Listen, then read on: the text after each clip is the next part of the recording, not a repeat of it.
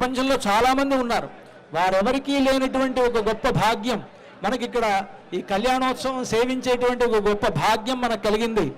అది మనకు లభించింది అని అంటే మనం చాలా అదృష్టవంతులం కింద లెక్క. అందుకని మనం తొందరపడకుండా చక్కగా ఈ కళ్యాణోత్సవ సేవను మనం పూర్తి చేసుకుందాం. ఇక్కడ మంగళహారతి జరుగుతుంది.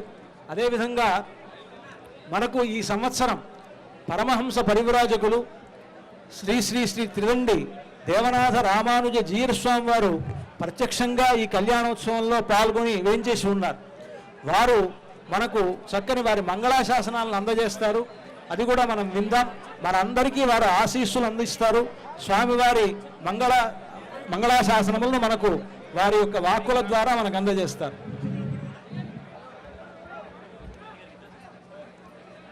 बोल राजा रामचंद्र भगवान की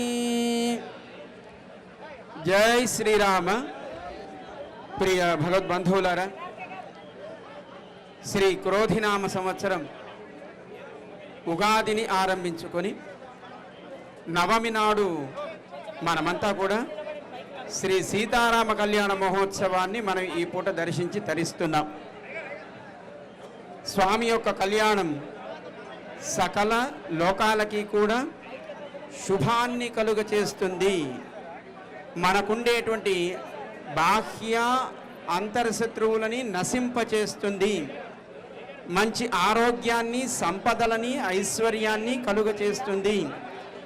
లోకమంతా సుభిక్షంగా శాంతిమయం అయ్యేట్టుగా చేస్తుంది అని మనకు ఆగమాలు చెబుతున్నాయి.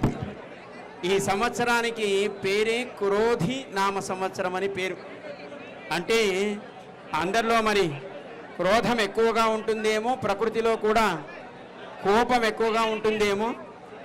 ఆ కోపం ఉపసంహరించబడి అందరూ శాంతమయం కావాలి అని శాంతస్వరూపుడైనటువంటి శ్రీ రామచంద్రుడు అమ్మ సీతమ్మ యొక్క కళ్యాణ మహోత్సవంలో మనమంతా తరిస్తూ జగమంతా తరించాలి అని ప్రార్థన చేస్తున్నాం. అంతేకాదు రేపు స్వామి యొక్క పట్టాభిషేక మహోత్సవం జరగబోతుంది. ఆ పట్టాభిషేకం అందరికీ కూడా ఆనందాన్ని కలుగజేస్తుంది. రాముడే సకల జగత్పాలకుడు అని దాన్ని స్పష్టం చేస్తుంది.